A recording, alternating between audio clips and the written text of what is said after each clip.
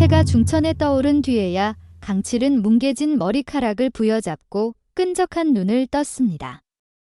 지난밤 동네 주막에서 정신없이 취해 외상장부에 손도장을 몇 번이나 찍었는지 기억조차 희미했습니다. 축축하고 눅눅한 이불 위로 몸을 일으키자 입안에서는 하수구 같은 악취가 올라왔고 온몸에 뼈마디가 맞은 듯 쑤시는 고통이 그를 덮쳤습니다. 한창 장가를 들어 가정을 꾸리고 밭을 가꾸어야 할 나이의 사내였지만 강칠의 삶은 썩어 문드러진 동아줄처럼 위태로울 뿐이었습니다. 불과 몇 년 전만 해도 그는 이런 모습이 아니었습니다. 마을에서 누구나 인정하던 성실한 청년이었지요. 누구보다 뛰어난 손재주에 거친 일도 마다하지 않는 굳건한 의지를 지녔습니다. 보부상으로 나서 큰돈을 벌어보겠다는 야망을 품기도 했고 척박한 땅을 일구어 풍년의 꿈을 키워보기도 했습니다. 그러나 세상은 그에게 번번이 실패의 쓴맛을 안겨주었습니다. 큰 장마로 밭이 모두 쓸려나가고 믿었던 동료에게 사기를 당했으며 야심차게 시작했던 장사는 재산을 털어버리며 끝을 맺었습니다. 거듭된 실패 앞에 단단했던 그의 의지는 모래성처럼 무너져 내렸습니다. 여차피 해봤자 안 돼 운의 팔자는 글러먹었어 자포자기한 그는 결국 술에 손을 대기 시작했습니다. 처음에는 괴로움을 잊으려 한두 잔 마시던 것이 어느새 술 없이는 단 하루도 버틸 수 없는 지경에 이르렀습니다. 술은 그의 이성을 마비시키고 무력한 현실을 잠시 잊게 해주는 유일한 도피처였습니다. 그렇게 그는 마을에 이름난 술주정뱅이, 한심하고 게으른 뱅이가 되어버렸습니다. 동네 사람들은 그를 보며 혀를 찾고 아이들은 그를 피해 멀리 돌아갔습니다. 한때 그를 따르던 친구들도 하나둘 등을 돌렸습니다. 그의 망가진 삶의 가장 큰 피해자는 바로 그의 아내 연실과 어린 딸 복이었습니다. 연실이 밤새도록 눈이 빠지게 삭바느질을 해서 겨우 번 푼돈을 들고 오면 강칠은 뻔뻔하게 그 돈을 빼앗아 술값으로 탕진하기 일쑤였습니다. 딸 보기가 굶주려 울어도 그는 못 들은 척 술병만 들이켰습니다. 에잇, 세상 사는 것 다 부질없으니 술이나 마시고 잊어버리는 게 상책이지. 그는 주막 구석에 퍼져 앉아 그렇게 세상을 향해 한숨을 쉬며 하루를 보냈습니다. 그의 눈은 늘 핏발 섞여 있었고 얼굴은 술독에 절어 푸르죽죽했습니다. 그의 삶은 더 이상 나아갈 희망도 돌아갈 용기도 없는 밑바닥 중의 밑바닥이었습니다. 그는 스스로 자신의 인생을 썩은 항아리 속에 처박아 버린 채 서서히 썩어가고 있었습니다. 강칠이 주막에서 세월을 썩이는 동안 그의 아내 연실의 시간은 멈출 틈 없이 고독하게 흘러갔습니다. 그녀의 하루는 별이 총총한 새벽에 시작되어 등불의 기름이 모두 타 들어가는 깊은 밤에야 끝이 났습니다. 그녀는 삭바느질로 간신히 생계를 꾸려가고 있었습니다. 양반집에서 맡긴 옷감을 밤새도록 꿰매어 겨우 얻은 전돈 몇 푼이 그녀의 유일한 수입원이었습니다. 그녀의 손가락은 쉴 새 없는 바느질에 퉁퉁 붓고 바늘에 찔린 상처가 하루도 없었습니다. 어깨는 돌덩이를 얹은 듯 무거웠고 침침해진 눈은 바늘귀를 찾기조차 버거웠습니다. 하지만 그녀는 멈출 수 없었습니다. 그녀가 손을 놓으면 당장 어린 딸 보기가 굶어야 했으니까요. 사실 육체의 고통보다 그녀를 더 힘들게 하는 것은 남편 강칠에 대한 원망과 끝없는 절망감이었습니다.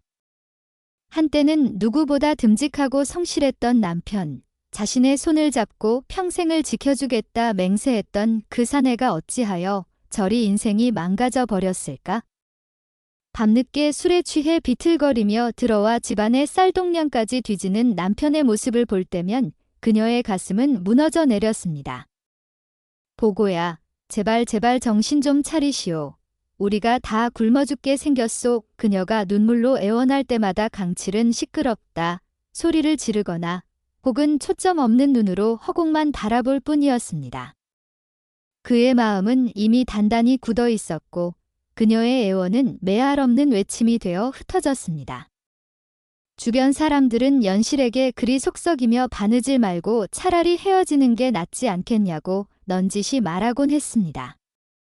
그럴 때면 그녀는 아무 말 없이 쓴웃음만 지었습니다. 떠나고 싶은 마음이 없었을까요? 이 지긋지긋한 가난과 절망의 굴레를 벗어던지고 싶은 밤이 수없이 많았습니다. 하지만 그녀는 참았습니다. 남편을 버릴 수 없었습니다. 술에 취해 행패를 부리다가도 잠이 들면 어린아이처럼 끙끙 앓는 소리를 내는 그의 모습에서 그녀는 아직 희망의 끈을 놓지 못했습니다. 저 사람 본래는 저런 사람이 아니었어. 세상살이가 너무 고달파 잠시 길을 잃은 것뿐이야. 언젠가는 다시 예전의 모습으로 돌아올 거야. 그녀는 그렇게 스스로를 다독이며 매일 밤 등불 아래에서 바늘을 잡았습니다. 한 땀 한 땀 옷을 짓는 것이 아니라 어쩌면 헤어질 수 없는 지독한 인연의 끈을 꿰매고 있는 것인지도 몰랐습니다. 바늘에 찔린 손가락에서 피가 배어나와 새하얀 옷감을 붉게 물들일 때면 그녀는 소리 없이 눈물을 삼켰습니다.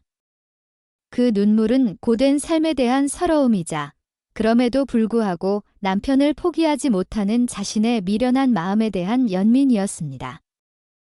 강칠의 술주정은 날이 갈수록 심해졌고 주막의 외상갑은 눈덩이처럼 불어났습니다. 아내 연실이 삭바느질로 버는 푼돈으로는 술값은커녕 새 식구의 끼니를 이어가기도 버거웠습니다. 결국 돈이 떨어진 강칠은 넘어서는 안 될 선을 넘고야 말았습니다. 그는 저작거리에서 악독하기로 소문난 고리대금업자 억수에게 손을 벌리기 시작했습니다. 억수는 살찐 돼지 같은 몸집의 뱀처럼 교활한 눈을 가진 사내였습니다. 그는 가난한 사람들의 절박함을 이용해 높은 이자를 받고 돈을 빌려준 뒤 기한 내에 갚지 못하면 집과 땅까지 빼앗아 버리는 것으로 악명이 높았습니다. 사람들은 그를 피도 눈물도 없는 독사라 부르며 쉬쬐습니다. 강칠은 처음에는 한두 푼 술값을 빌렸지만 빚은 꼬리에 꼬리를 물고 늘어나 어느새 갚을 수 없는 지경에 이르렀습니다. 억수는 이때를 놓치지 않았습니다. 그는 매일같이 건장한 하인들을 거느리고 강칠의 초가집으로 들이닥쳤습니다. 이놈 강칠아, 당장 빚을 갚지 않을 셈이냐? 내 돈을 떼어 먹을 작정이냐?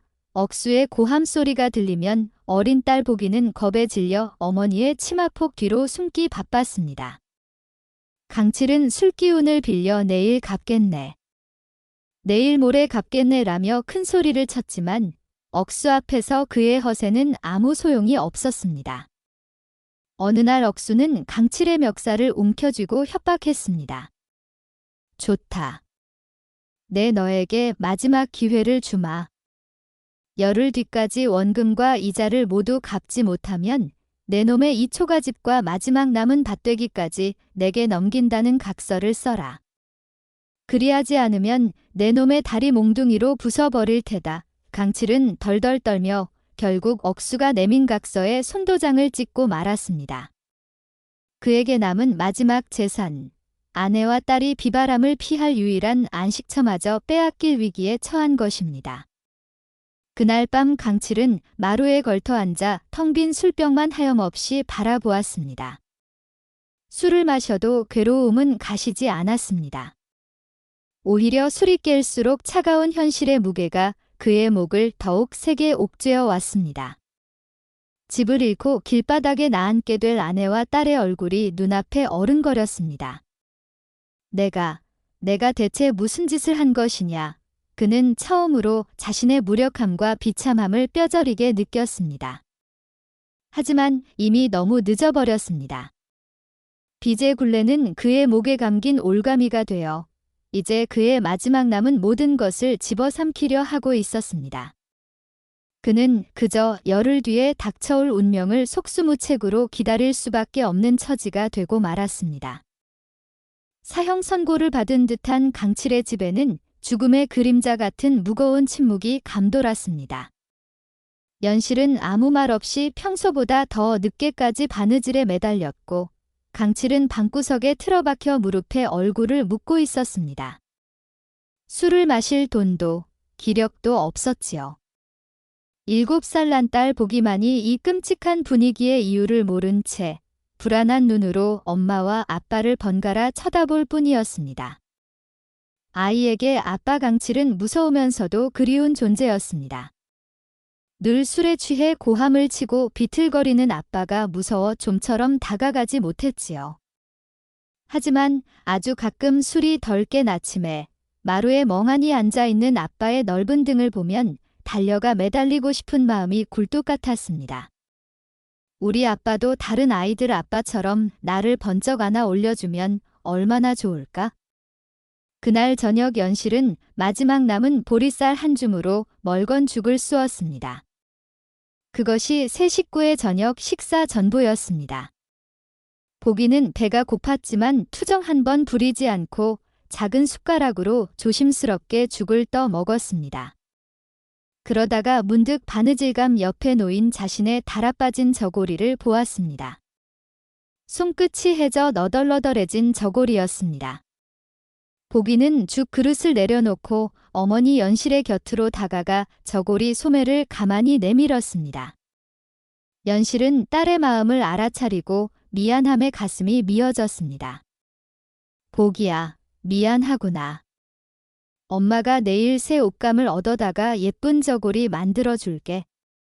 하지만 보기는 고개를 가로저었습니다. 그리고는 아주 작은 목소리로 자신의 진짜 소원을 이야기했습니다. 어머니, 새 저고리 필요 없어요. 그냥 밥 한 그릇만 있으면 돼요? 밥. 내 옷을 안 드신 아버지랑 냄새나는 술 말고 구수한 밥이랑 따뜻한 밥 한 끼만 같이 먹고 싶어요.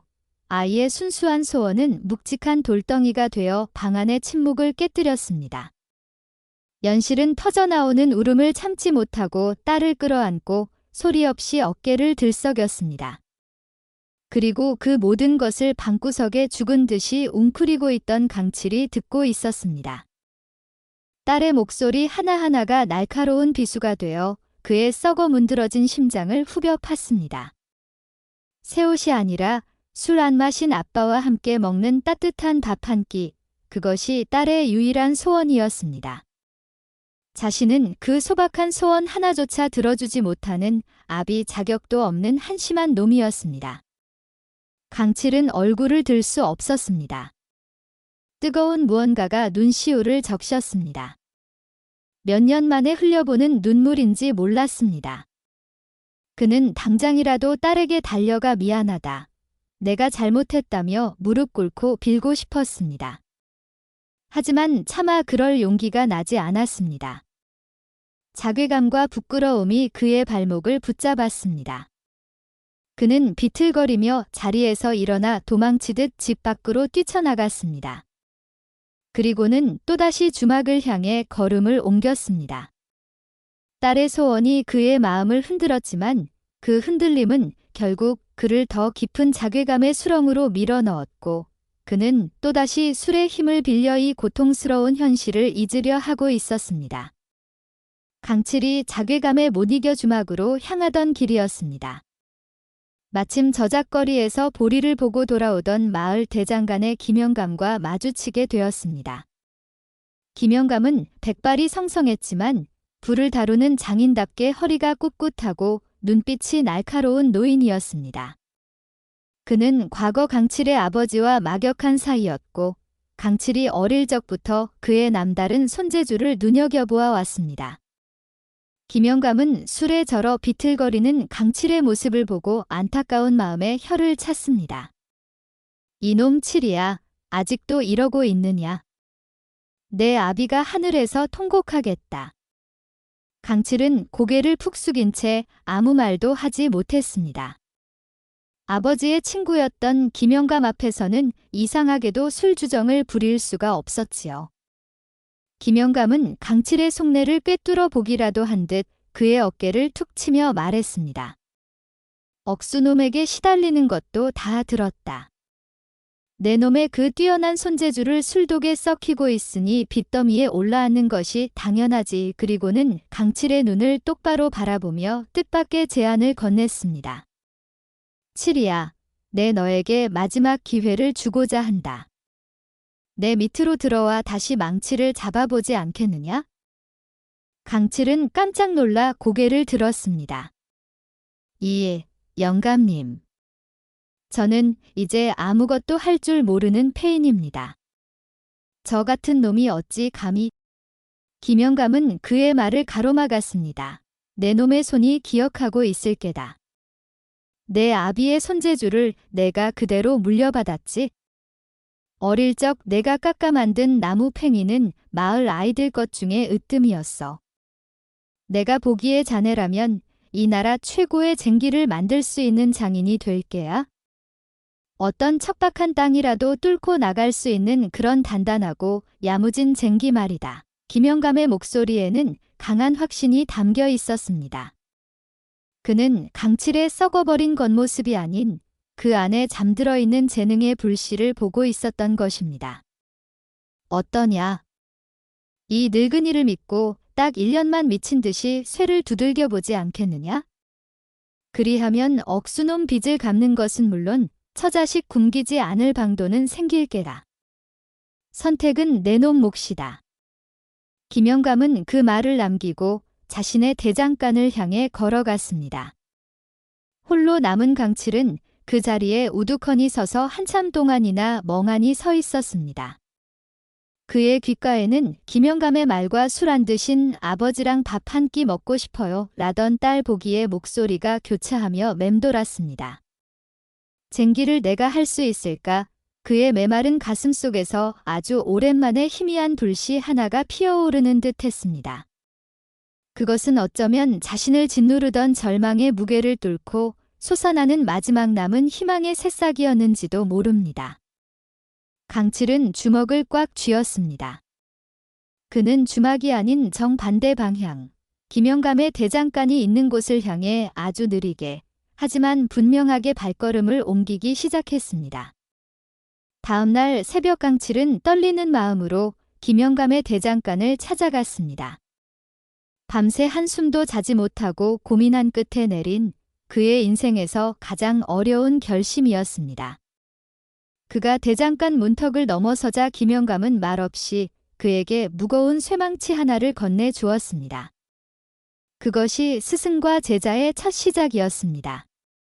하지만 제자의 길은 결코 쉽지 않았습니다. 강칠에게 가장 먼저 닥쳐온 시련은 바로 지독한 금단 증상이었습니다. 몇 년 동안 술에 절어 살았던 그의 몸은 알코올 없이는 제대로 기능하지 못했습니다. 그는 쇠망치를 든 손을 사시나무 떨듯 덜덜 떨었고 이마에서는 식은 땀이 비오듯 쏟아졌습니다. 풀물을 부는데도 속이 울렁거려 뛰쳐나가 구역질을 하기 일쑤였습니다. 술 한 잔만 마시면 괜찮아질 텐데 술의 유혹은 악마의 속삭임처럼 그의 귀가를 맴돌았습니다.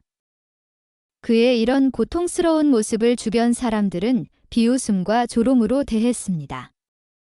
특히 억수는 일부러 대장간 앞을 지나가며 그를 자극했지요.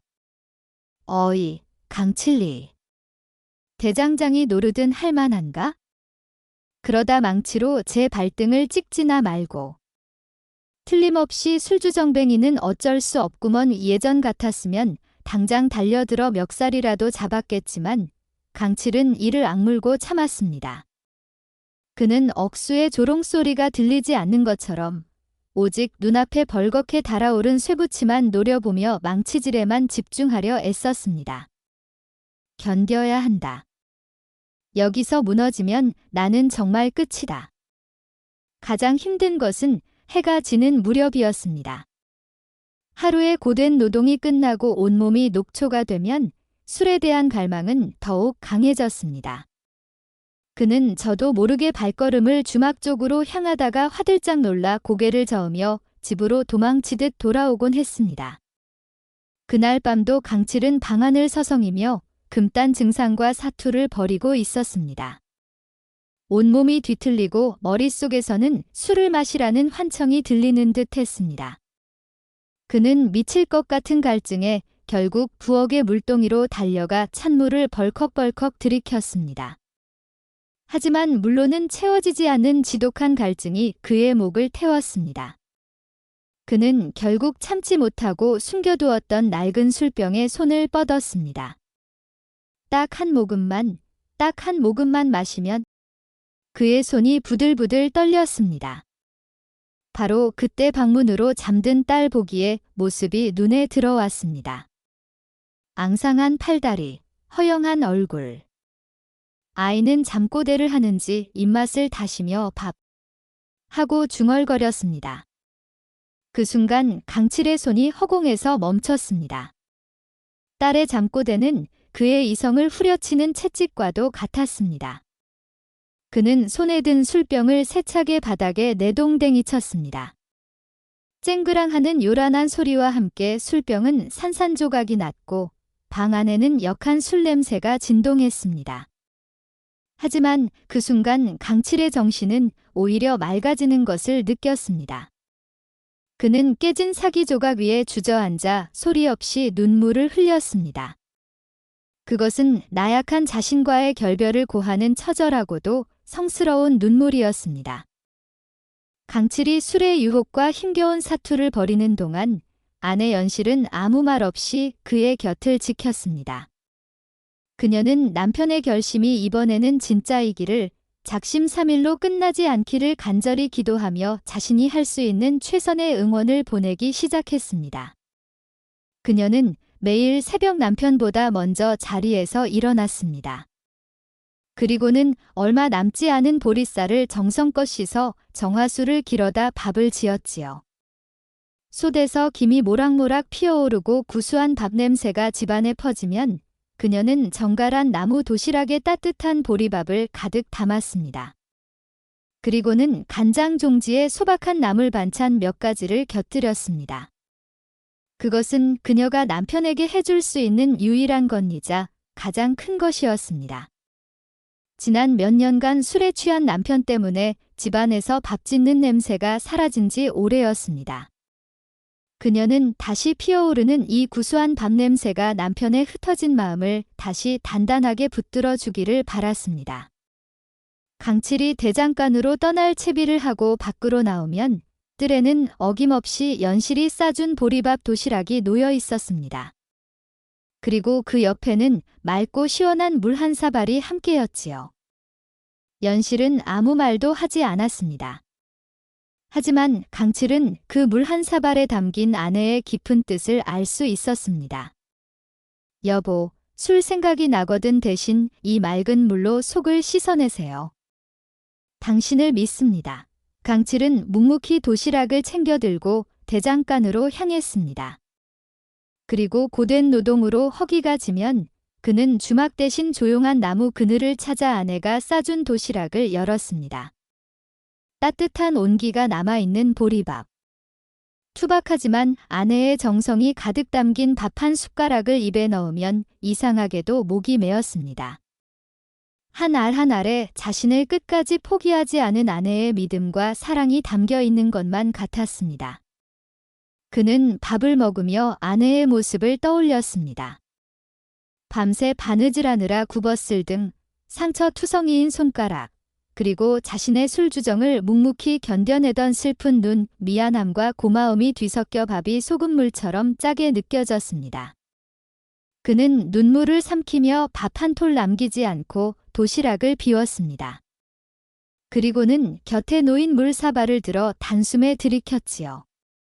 시원한 물이 목을 타고 넘어가자 술에 대한 갈망이 거짓말처럼 씻겨나가는 듯 했습니다. 아내의 새벽밥 보리밥은 강칠에게 단순한 음식이 아니었습니다. 그것은 그가 다시 일어서야만 하는 이유였고 유혹에 흔들릴 때마다 그를 붙잡아주는 든든한 밧줄이었으며 세상에서 가장 따뜻한 응원이었습니다.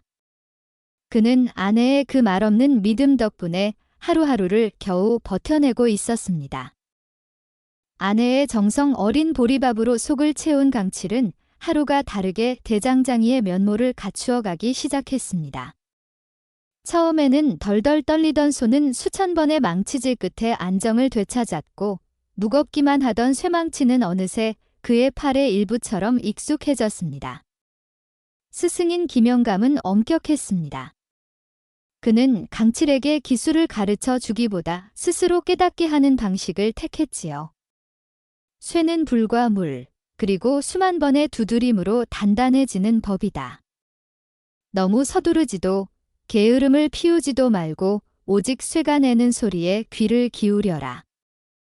강칠은 처음에는 그 말의 의미를 알 수 없었습니다. 그는 그저 묵묵히 김영감이 시키는 대로 쇠를 달구고 망치로 내리치고 물에 담그는 과정을 수없이 반복했습니다. 쨍, 쨍, 쨍. 대장간 안에는 경쾌하고 규칙적인 망치 소리가 새벽부터 밤늦게까지 끊이지 않았습니다. 땀이 비오듯 쏟아져 눈을 가렸고 뜨거운 불꽃이 튀어 팔뚝에 화상을 입기 일쑤였습니다. 하지만 강칠은 이상하게도 고통스럽지 않았습니다. 오히려 살아있음을 느끼는 듯한 힘이 온몸을 감쌌지요. 술에 취해 시간을 허비할 때는 결코 느껴보지 못했던 땀 흘리는 노동의 신성한 가치였습니다. 그는 점차 쇠와 교감하는 법을 배우기 시작했습니다. 벌겋게 달아오른 쇠는 마치 살아있는 생물처럼 그의 망치질에 따라 모양을 바꾸고 성질을 달리했습니다. 그는 쇠가 가장 단단해지는 순간의 색깔을, 가장 날카로운 날을 세울 수 있는 물의 온도를 몸으로 터득해 나갔습니다. 어느 날 김영감은 그에게 낡고 무딘 호미 한 자루를 던져주며 말했습니다. 이것을 하룻밤 안에 이 마을에서 가장 날카로운 호미로 만들어 보거라. 그것은 강칠에게 내려진 첫 번째 시험이었습니다. 그는 그날 밤 꼬박을 세워 호미에 매달렸습니다. 몇 번이고 불에 달구고 수천 수만 번을 두드리고 정성껏 숫돌에 갈았지요. 동이틀 무렵 그의 손에는 예전의 흔적을 찾아볼 수 없는 서리빛처럼 날카로운 날을 가진 새로운 호미가 들려 있었습니다. 다음 날 아침 김영감은 강칠이 만든 호미를 받아들고 말없이 대장간 뒤뜰에 굳은 땅을 파보았습니다. 호미는 부드러운 흙을 파듯 힘들이지 않고 땅속 깊이 박혔습니다. 김영감의 주름진 얼굴에 아주 오랜만에 만족스러운 미소가 번졌습니다. 이제 제법이구나. 쇠는 거짓말을 하지 않는 법이지. 내 놈이 흘린 정직한 땀이 이 무딘 쇠를 이리도 쓸모있게 만들었구나. 명심하거라, 칠이야. 사람의 인생도 마찬가지다. 정직하게 땀 흘려 두드린 산만이 비로소 단단하고 빛나는 법이니. 스승의 칭찬에 강칠은 저도 모르게 눈시울이 뜨거워졌습니다. 그는 술독에 빠져 녹슬어버렸던 자신의 인생도 이 호미처럼 다시 날카롭게 벼려낼 수 있을 것이라는 희망을 보았습니다. 그의 손은 상처와 굳은 살로 거칠어졌지만 그의 눈빛은 맑게 벼려진 강철처럼 빛나고 있었습니다. 한 달이라는 시간이 쏜살같이 흘러갔습니다. 그동안 강칠은 단 하루도 대장간 일을 거르지 않았습니다. 술의 유혹은 여전했지만 땀 흘리는 즐거움과 아내의 정성, 그리고 스승의 가르침 덕분에 그는 하루하루를 버텨낼 수 있었지요. 마침내 월말이 되어 김영감은 강칠을 조용히 불렀습니다. 그리고는 묵직한 엽전 꾸러미 하나를 그의 손에 쥐어주었지요. 내 첫 품삯이다. 비록 많은 돈은 아니지만 내 정직한 땀의 대가이니 헛되이 쓰지 말 거라. 강칠은 떨리는 손으로 엽전 꾸러미를 받아들었습니다. 지난 몇 년간 그는 아내의 돈을 빼앗거나 억수에게 구걸하여 돈을 손에 넣었습니다. 자신의 힘으로 정당한 노동의 대가로 돈을 벌어본 것이 얼마인지 기억조차 나지 않았습니다. 엽전의 묵직한 무게가 그의 마음에 뜨거운 감동으로 전해져 왔습니다. 그는 김영감에게 허리가 부러질 듯 절을 하고 곧장 저작거리로 달려갔습니다. 하지만 그가 향한 곳은 주막이 아니었습니다. 그는 쌀가게로 달려가 하얗고 찰진 쌀 한 마를 샀습니다. 그리고는 어물전으로 가 크고 싱싱한 고등어 한 손을 골랐지요. 주머니에는 아직 돈이 남았지만 그는 더 이상 욕심 부리지 않았습니다. 집으로 돌아오는 그의 발걸음은 날아갈 듯 가벼웠습니다. 그는 아내와 딸에게 자신의 힘으로 번 돈으로 차린 따뜻한 저녁밥을 먹일 생각에 저절로 콧노래가 흘러나왔습니다. 그가 쌀과 생선을 들고 부엌으로 들어서자 삭바느질을 하던 연실은 깜짝 놀라 그를 바라보았습니다. 아니, 여보. 이게 다 무엇이오? 강칠은 멋지게 웃으며 말했습니다. 내 첫 품삯으로 사왔소. 오늘 저녁에는 우리 쌀밥에 고등어구이 한번 실컷 먹어봅시다. 그 순간 연실의 눈에 그렁그렁 눈물이 맺혔습니다. 그녀는 아무 말도 하지 못하고 그저 고개만 끄덕였습니다. 남편이 자신의 힘으로 벌어온 쌀, 그것은 그녀에게 청웅보다도 더 귀한 것이었습니다.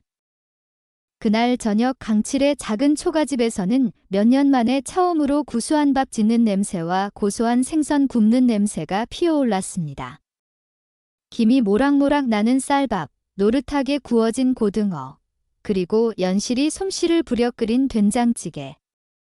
진수성찬은 아니었지만 새 식구에게는 임금님 수라상도 부럽지 않은 저녁상이었습니다. 아무도 먼저 말을 꺼내지 않았습니다. 그저 묵묵히 밥을 먹는 소리만이 방안을 가득 채웠지요. 그 침묵 속에서 세 사람은 서로의 마음을 읽고 있었습니다. 미안함, 고마움, 그리고 다시 시작할 수 있다는 희망. 밥 한 그릇에 담긴 그 따뜻한 행복이 얼어붙었던 가족의 마음을 서서히 녹여주고 있었습니다. 따뜻한 밥상이 차려진 저녁, 어린 딸 보기는 어색함과 기쁨이 뒤섞인 표정으로 아버지의 눈치만 살피고 있었습니다. 늘 술에 취해 있던 아빠가 맑은 정신으로 겸상에 앉아있는 모습이 아직은 낯설었기 때문이지요. 하지만 구수한 밥 냄새와 아버지의 차분한 모습은 아이의 마음속에 있던 두려움을 조금씩 걷어내 주었습니다. 강칠 역시 서먹하기는 마찬가지였습니다. 그는 딸과 눈을 마주치는 것조차 부끄러워 고개만 숙인 채 밥을 먹었습니다. 그러다가 문득 보기가 젓가락질을 제대로 하지 못해 고등어 살을 제대로 발라 먹지 못하고 있는 것을 보았습니다. 그는 잠시 망설이다가 자신의 젓가락을 들어 가장 살이 많은 고등어의 등 부분을 조심스럽게 떼어냈습니다. 그리고는 가시를 하나하나 세심하게 골라낸 뒤 하얀 생선살을 딸의 보리밥 위에 가만히 얹어 주었지요. 지난 몇 년간 아버지로서 단 한 번도 해주지 못했던 일이었습니다. 보기는 깜짝 놀라 눈을 동그랗게 뜨고 아빠를 쳐다보았습니다. 그리고는 이내 얼굴 가득 환한 웃음을 지어 보였습니다. 그 미소는 겨울 끝에 돋아난 새싹처럼 너무나도 맑고 순수했습니다. 보기는 앙증맞은 목소리로 외쳤습니다. 아빠 최고.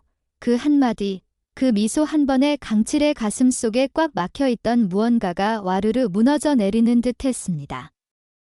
세상 그 어떤 칭찬보다도 그 어떤 재물보다도 값진 것이었습니다. 그는 순간 목이 메어 밥을 삼킬 수가 없었습니다.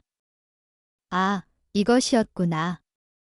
내가 잊고 살았던 것, 내가 술병과 맞바꾸었던 것이 바로 이 천근만근의 행복이었구나. 그는 애써 눈물을 참으며 딸의 머리를 부드럽게 쓰다듬어 주었습니다. 보기는 아빠의 따뜻한 손길에 더욱 기분이 좋은 듯 제잘거리기 시작했습니다. 아빠, 내일도 고기 사올 거예요?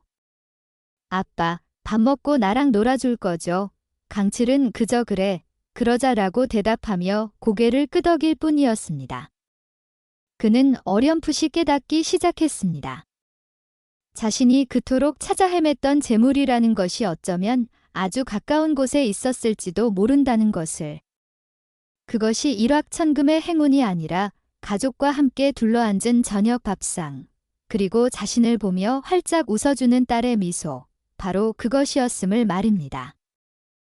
그날 밤 강칠은 딸의 손을 꼭 잡고 잠이 들었습니다. 술기운 없이 잠드는 것이 얼마만인지 몰랐습니다. 그는 아주 오랜만에 악몽을 꾸지 않은 깊고 평화로운 잠을 잘 수 있었습니다. 그의 삶은 여전히 가난하고 고단했지만 그의 마음만은 세상을 다 가진 듯 그 어느 때보다도 부유하고 충만했습니다. 딸의 미소에서 삶의 의미를 되찾은 강칠은 다음 날부터 더욱 대장간 일에 몰두했습니다. 이제 그는 단순히 쇠를 두드리는 것을 넘어 진정한 장인으로서의 길을 걷기 시작했지요. 그의 잠자고 있던 손재주와 창의력이 뜨거운 불꽃 속에서 서서히 깨어나기 시작했습니다. 그가 주목한 것은 바로 쟁기였습니다. 당시 농부들이 쓰던 쟁기는 대부분 무겁고 투박하여 척박한 땅을 갈기에는 힘이 많이 들었습니다. 특히 힘없는 노인이나 아녀자들이 다루기에는 여간 버거운 것이 아니었지요. 강칠은 문득 더 가볍고 튼튼하면서도 굳은 땅을 쉽게 팔 수 있는 쟁기를 만들 수 없을까 하는 생각을 하게 되었습니다. 그날부터 그는 밤낮으로 쟁기 연구에 매달렸습니다. 그는 마을의 농부들을 찾아다니며 기존 쟁기의 문제점이 무엇인지 꼼꼼하게 물었습니다. 어떤 각도로 땅에 박혀야 흙이 잘 뒤집히는지, 손잡이의 모양은 어때야 힘을 덜 들리는지, 날은 어떻게 만들어야 흙이 달라붙지 않는지. 그는 농부들의 작은 불평 하나까지도 헛되이 듣지 않고 자신의 작업 일지에 세세하게 기록했습니다. 스승인 김영감은 그런 그의 노력을 묵묵히 지켜보며 가끔씩 핵심적인 조언을 던져 주었습니다. 쟁기의 핵심은 벽과 보습의 조화에 있다. 너무 강하기만 해서도, 너무 무르기만 해서도 아니 되지. 강함과 부드러움이 조화를 이룰 때 비로소 흙이 마음을 여는 법이다. 강칠은 스승의 가르침을 바탕으로 수십 번의 실패를 거듭했습니다. 쇠를 녹이고 두드리고 모양을 만들고 다시 부수기를 반복했지요. 그의 대장간은 밤늦게까지 불이 꺼지지 않았고 그의 얼굴은 늘 땀과 숟가루로 뒤덮여 있었습니다. 그리고 마침내 몇 달간의 끈질긴 노력 끝에 그는 완전히 새로운 형태의 쟁기를 만들어내는데 성공했습니다. 그가 만든 쟁기는 기존의 것보다 무게는 절반으로 가벼웠지만 강도는 오히려 더 뛰어났습니다. 특히 그는 날에 족제비의 등처럼 날렵한 곡선을 만들어 흙이 달라붙지 않고 부드럽게 넘어갈 수 있도록 설계했지요. 사람들은 이 쟁기를 족제비 쟁기라고 부르기 시작했습니다. 강칠은 자신의 첫 작품을 들고 마을에서 가장 가난하고 척박한 돌밭을 일구는 한 노인을 찾아갔습니다.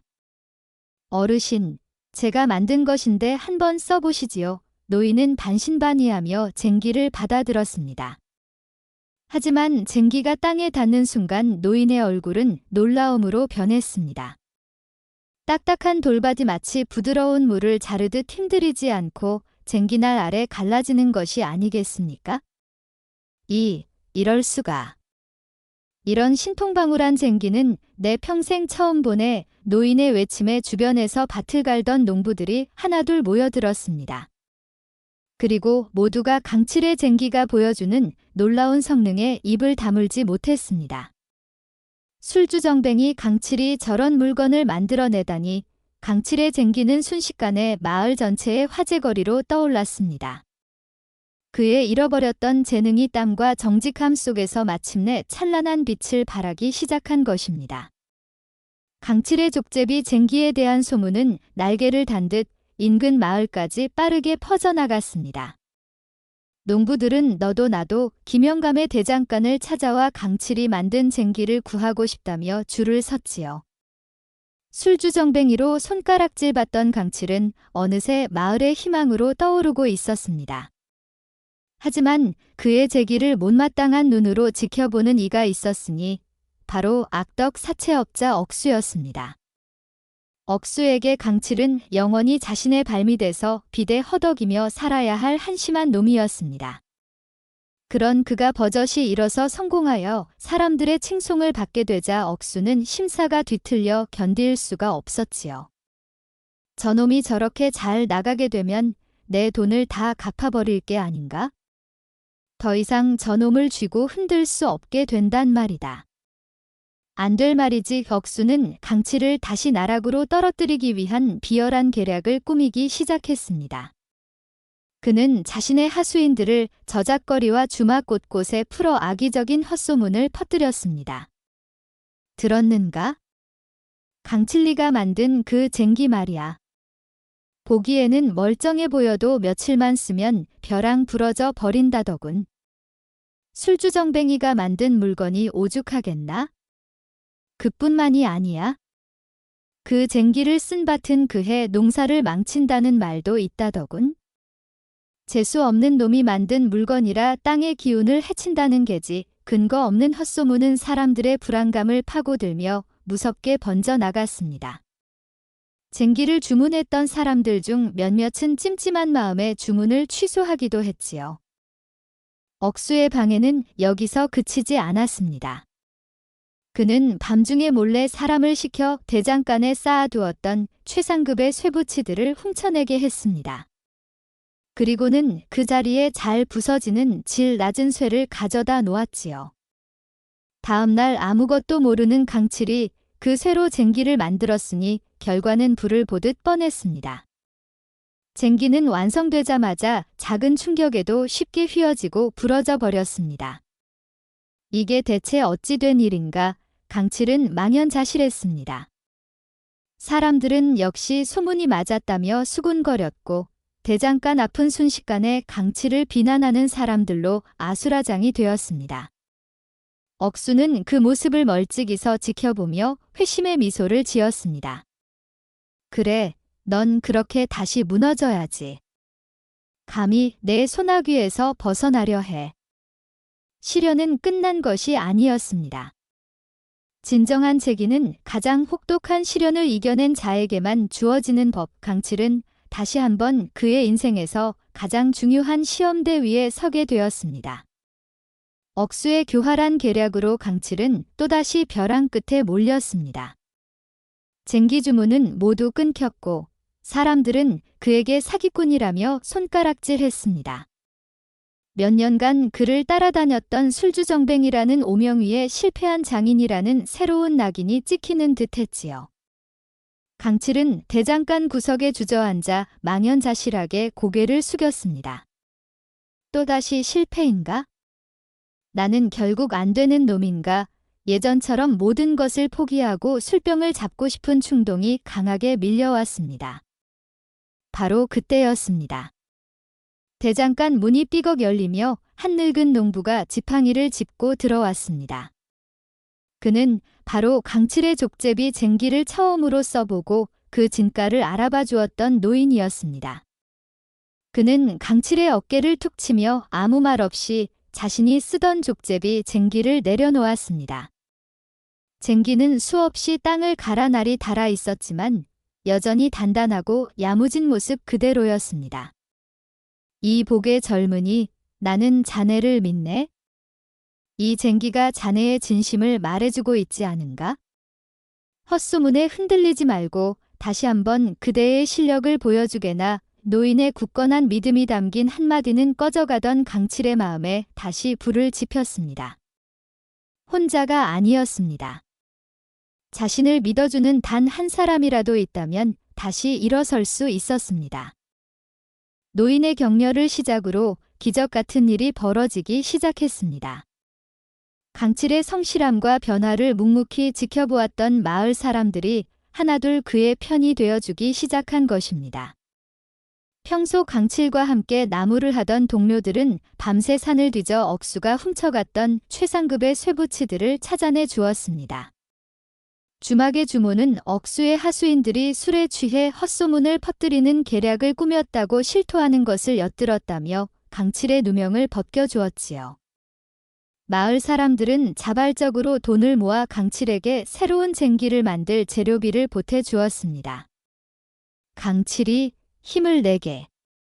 우리는 자네를 믿네. 자네는 우리 마을의 자랑이야. 마을 사람들의 따뜻한 응원이 그 어떤 망치 소리보다도 더 크게 대장간에 울려 퍼졌습니다. 강칠은 눈물을 흘리며 자신을 믿어준 모든 이들 앞에 큰 절을 올렸습니다. 그는 더 이상 자신의 성공만을 위해 쇠를 두드리지 않았습니다. 자신을 믿어준 사람들의 마음에 보답하기 위해 온 마음과 영혼을 다해 망치를 잡았습니다. 그는 며칠 밤낮을 꼬박 세워 이전보다 훨씬 더 견고하고 날카로운 족제비 쟁기를 만들어냈습니다. 그리고 마을 광장, 모든 사람이 지켜보는 앞에서 그 쟁기로 아름다운 통나무를 단숨에 쪼개 보이는 것으로 자신의 실력을 증명해 보였습니다. 사람들은 환호했고 억수의 비열한 계략은 만천에 드러나게 되었습니다. 억수는 마을 사람들의 따가운 눈을 받으며 쥐구멍에라도 숨고 싶은 심정으로 주막을 떠나야만 했지요. 강칠은 마침내 시련을 이겨냈습니다. 그것은 혼자의 힘이 아니었습니다. 자신을 믿어준 아내와 스승, 그리고 따뜻한 이웃들의 마음이 함께 이루어낸 승리였습니다. 그는 이 사건을 통해 돈보다 더 귀한 재산이 바로 사람의 믿음이라는 것을 뼈저리게 깨닫게 되었습니다. 억수의 방해를 이겨낸 후 강칠의 족제비 쟁기는 날개 단 듯 팔려나갔습니다. 그의 명성은 이제 한마을을 넘어 인근 고을에까지 널리 알려졌지요. 대장간 앞은 매일같이 쟁기를 주문하려는 농부들로 문전성시를 이루었습니다. 강칠은 쉴 틈 없이 쇠를 두드렸지만 그의 얼굴에는 피곤한 기색 대신 활기와 기쁨이 넘쳐 흘렀습니다. 몇 달 후 강칠은 마침내 억수에게 졌던 모든 빚을 갚을 만큼의 돈을 모으게 되었습니다. 그는 아내 연실과 함께 엽전 꾸러미가 묵직하게 담긴 자루를 들고 억수의 집으로 향했습니다. 그의 발걸음은 더 이상 빚에 쫓기는 자의 것이 아니었습니다. 자신의 땀으로 일어선 당당한 가장의 발걸음이었습니다. 억수는 제 발로 찾아온 강칠을 보고 처음에는 또 무슨 행패를 부리려나 싶어 경계의 눈초리를 보냈습니다. 하지만 강칠이 그의 앞에 엽전 자루를 쿵소리가 나게 내려놓자 억수의 눈이 탐욕스럽게 빛났습니다. 강칠은 억수를 똑바로 바라보며 허리를 꼿꼿이 세우고 말했습니다. 여기, 내가 당신에게 진 빚이오. 원금과 이자까지 한 푼도 빠짐없이 정확하게 계산해 왔소. 그의 목소리는 낮았지만 그 안에는 강한 힘이 실려 있었습니다. 억수는 믿을 수 없다는 듯 엽전 꾸러미를 풀어헤쳐 침을 묻혀가며 돈을 세기 시작했습니다. 돈의 액수는 정확했습니다. 그가 그토록 원하던 돈이었지만 이상하게도 기쁘지 않았습니다. 오히려 자신의 발밑에 있던 하찮은 놈이 이제는 자신과 동등한 아니 그 이상의 위치에서 자신을 내려다보고 있다는 사실에 참을 수 없는 굴욕감을 느꼈지요. 돈 세기를 마친 강칠은 마지막으로 억수에게 한마디를 더 던졌습니다. 이 돈은 예전처럼 술값으로 빌린 더러운 돈이 아니요. 이것은 내 아내의 눈물과 내 딸의 기다림, 그리고 내 두 손의 땀으로 정직하게 번 깨끗한 돈이요. 그러니 이제 다시는 내 가족 앞에 나타나지 마시오. 그 말에는 더 이상 술주정뱅이의 허세가 아닌 자신의 삶을 책임지는 한 가장의 무게와 위엄이 담겨 있었습니다. 억수는 아무 대꾸도 하지 못했습니다. 그는 그저 분한 표정으로 입술만 깨물 뿐이었지요. 그는 돈을 얻었지만 한 사람의 존엄성을 짓밟은 즐거움을 잃어버린 셈이었습니다. 강칠은 아내 연실의 손을 잡고 억수의 집을 당당하게 걸어 나왔습니다. 밖으로 나오자 눈부신 햇살이 두 사람을 맞이했습니다. 지긋지긋했던 빚의 굴레에서 완전히 벗어나는 순간이었습니다. 연실은 남편의 넓은 등을 바라보며 조용히 눈물을 훔쳤습니다. 그것은 슬픔의 눈물이 아닌 기쁨과 자랑스러움의 눈물이었습니다. 빚의 굴레에서 벗어난 강칠은 마음속에 남아있던 또 하나의 큰 빚을 갚기로 결심했습니다. 그것은 바로 아내 연실에게 진 마음의 빚이었습니다. 자신이 술에 빠져 허우적거리는 동안 묵묵히 가정을 지키고 자신을 믿어주었던 아내. 그녀가 흘렸을 눈물과 한숨의 무게를 그는 이제야 조금이나마 알 것 같았습니다. 그는 큰 돈을 손에 쥐게 되자마자 가장 먼저 저작거리의 은방으로 달려갔습니다. 그리고는 진열된 비녀들 중에서 가장 단정하고 아름다운 은비녀 하나를 골랐지요. 화려하진 않았지만 영락봉고리 모양의 섬세한 수공이 마치 안에 연실의 모습을 보는 듯 했습니다. 그날 밤 강칠은 딸 보기를 재운 뒤 삭바느질을 하고 있는 연실의 곁으로 조용히 다가갔습니다. 그는 아무 말 없이 아내가 곱게 빗어 올린 머리에 자신이 사온 은비녀를 조심스럽게 꽂아 주었습니다. 차가운 은의 감촉에 놀란 연실이 고개를 들자 강칠은 그녀의 앞에 털썩 무릎을 꿇었습니다. 여보, 그의 목소리는 물기에 젖어 심하게 떨리고 있었습니다. 내가 정말 미안했소. 당신이 밤새 번 돈을 술값으로 탕진하고 당신 가슴에 못 박는 소리를 내뱉고 나는 짐승만도 못한 놈이었소. 이런 나를 버리지 않고 끝까지 믿어준 당신의 마음을 나는 평생 갚아도 다 갚지 못할게요. 부디 이 못난 놈을 용서해 주시오. 그는 아내의 얼굴을 보지 못하고 마룻바닥에 이마를 대고 흐느꼈습니다. 그의 등은 후회와 미안함으로 격렬하게 떨리고 있었지요. 연실은 말없이 눈물만 뚝뚝 흘렸습니다. 그녀는 손을 뻗어 남편의 넓고 거칠어진 등을 가만히 쓸어내렸습니다. 그녀가 기다려왔던 것은 바로 이 순간이었습니다. 값비싼 비녀가 아니라 남편의 진심 어린 사과 한마디. 그것이면 충분했습니다. 그녀가 겪었던 모든 서름과 고통이 남편의 눈물 속에서 봄눈처럼 녹아내리는 듯 했습니다. 그녀는 무릎 꿇은 남편을 일으켜 세우고 그의 얼굴을 마주 보았습니다. 그리고는 그의 눈물을 닦아주며 아주 오랜만에 따뜻하게 미소 지었습니다. 고마워요, 여보. 다시 돌아와 줘서. 정말 고마워요. 두 사람은 아무 말 없이 서로를 부둥켜 안았습니다. 어떤 화려한 언어도 어떤 값비싼 선물도 그 순간 두 사람이 나누는 침묵의 화해보다 더 깊을 수는 없었습니다. 길고 어두웠던 터널을 지나 두 부부는 마침내 서로의 상처를 보듬고 진정한 용서와 사랑으로 다시 하나가 되고 있었습니다. 아내와의 깊은 화해를 통해 마음의 짐을 던 강칠은 이제 자신을 믿고 지지해준 마을 사람들에게 보답할 차례라고 생각했습니다. 그는 아내 연실과 상의하여 자신의 대장간 마당에서 작은 마을 잔치를 열기로 했지요. 잔치날 대장간 마당에는 커다란 가마솥이 걸리고 돼지고기 삶는 구수한 냄새가 온 마을에 퍼져나갔습니다.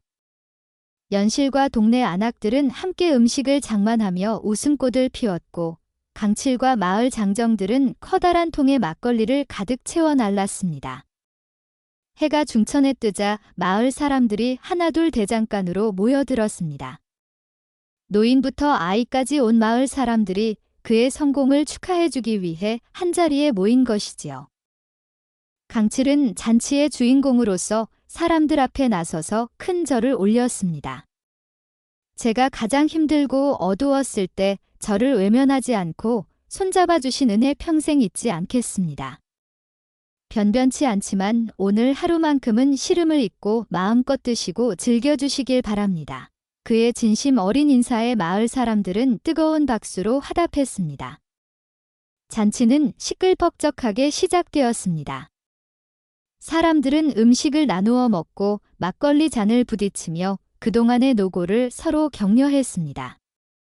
잔치의 흥이 무르익을 무렵 강칠은 특별한 선물을 준비했다며 사람들의 이목을 집중시켰습니다. 그는 자신이 그동안 심혈을 기울여 만든 최상급의 농기구들을 내어놓고 추첨을 통해 사람들에게 공평하게 나누어 주었습니다. 선물을 받은 사람들은 아이처럼 기뻐하며 강칠의 어깨를 두드려 주었지요. 사람들은 강칠에게도 막걸리 잔을 권했습니다.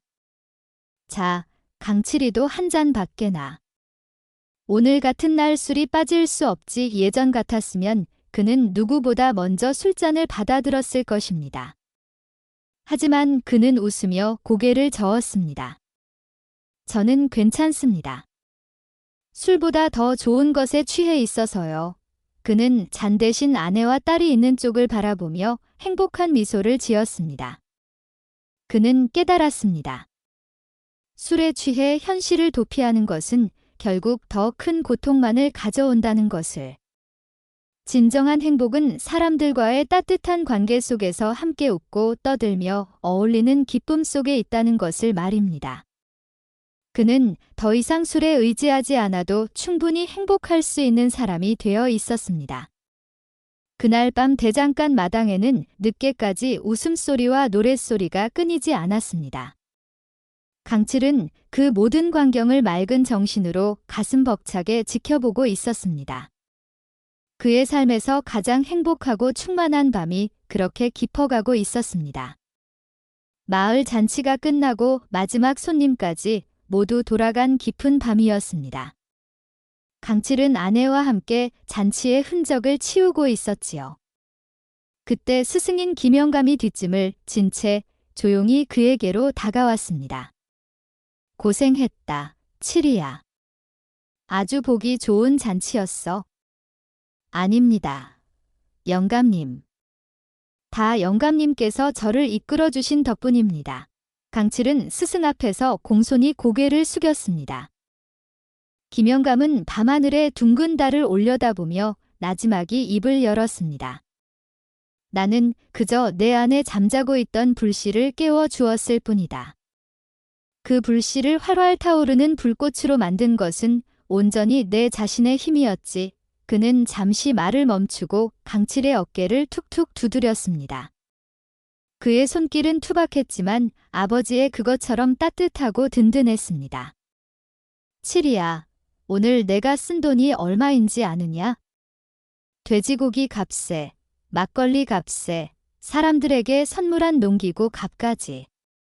아마 내가 지난 몇 달간 피땀 흘려번 돈의 절반은 될 게다. 아깝지 않으냐? 강칠은 스승의 질문에 망설임 없이 고개를 저으며 대답했습니다. 아닙니다. 영감님. 오히려 제 마음은 지금껏 살면서 가장 부유하고 가득 찬 느낌입니다. 그의 대답에 김영감의 주름진 얼굴에 만족스러운 미소가 번졌습니다. 그렇다. 내가 마침내 진짜 백이장인이 되었구나. 김영감은 잔치 내내 웃음이 떠나지 않던 마을 사람들의 얼굴을 떠올리며 강칠에게 마지막 가르침을 전했습니다. 잘 보아라, 칠이야.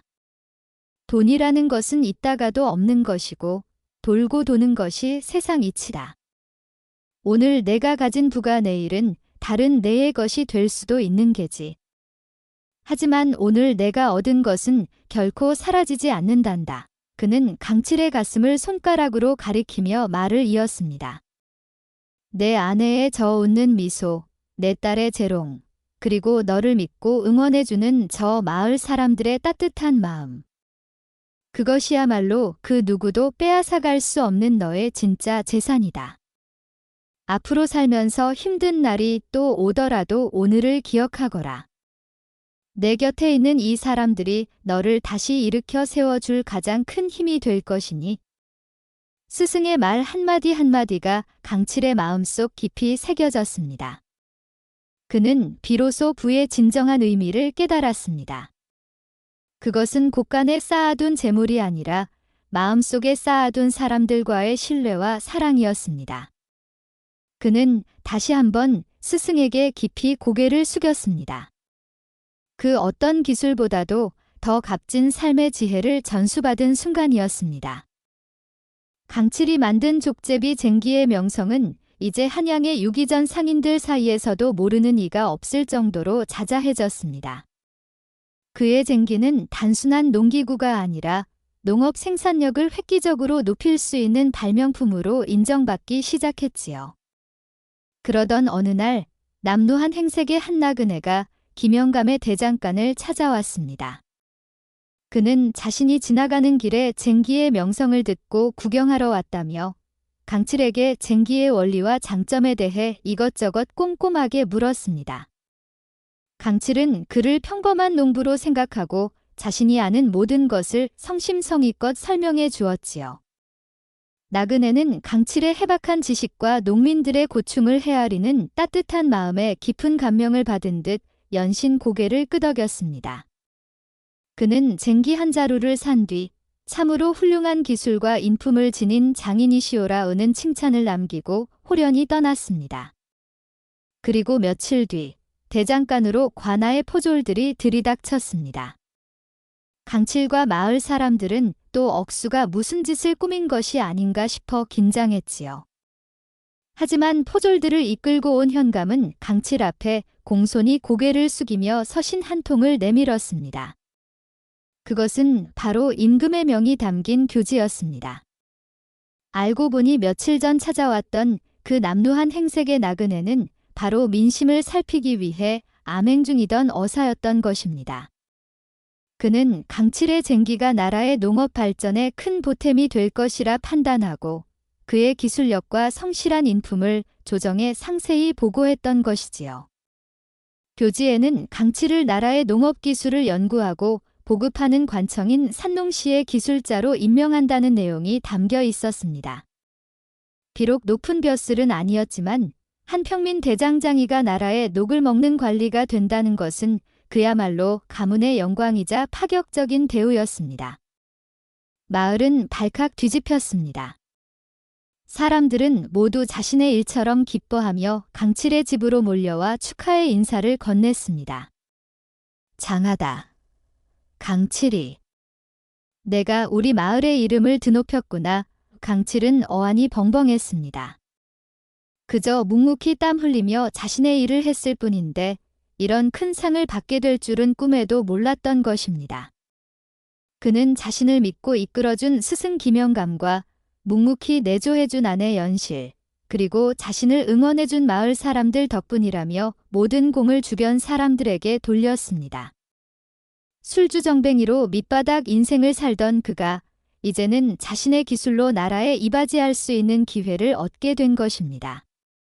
그의 정직한 땀과 꺾이지 않는 의지가 마침내 더 큰 세상으로 나아갈 수 있는 문을 활짝 열어준 순간이었습니다. 한양으로 떠나는 날 아침, 강칠의 작은 초가집 앞은 온 마을 사람들로 인산인해를 이루었습니다. 사람들은 저마다 작은 선물을 들고 와 그의 새로운 시작을 축복하고 떠나는 길에 무사를 빌어주었지요. 스승인 김영감은 강칠의 손을 잡고 자신이 평생 써왔던 낡은 쇠망치를 건네주었습니다. 한양에 가서도 이 망치를 볼 때마다 내가 처음 땀 흘렸던 순간을 잊지 말 거라. 초심을 잃지 않는 것이야말로 진정한 장인의 길이다. 강칠은 눈물로 스승의 마지막 가르침을 가슴에 새겼습니다. 강칠과 연실, 그리고 보기는 마을 사람들의 따뜻한 배웅을 받으며 한양으로 향하는 길에 올랐습니다. 그들의 행색은 여전히 소박했지만 마음만은 그 어느 때보다도 희망과 설렘으로 가득 차 있었습니다. 한양에 도착한 강칠은 산농시의 기술자로서 새로운 삶을 시작했습니다.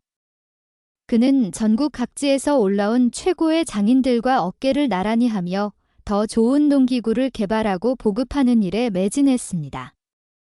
그는 자신의 지식과 경험을 아낌없이 나누었고 특유의 성실함과 따뜻한 인품으로 동료들의 신임을 얻었습니다. 그는 더 이상 술에 취해 비틀거리는 과거의 패배자가 아니었습니다. 자신의 기술에 자부심을 가지고 나라와 백성을 위해 땀 흘리는 당당한 장인이 되어 있었지요. 연실 역시 남편의 곁에서 새로운 삶을 꾸려나갔습니다. 그녀는 더 이상 삭바느질로 밤을 새우지 않아도 되었지만 근검절약하는 생활을 잊지 않았습니다.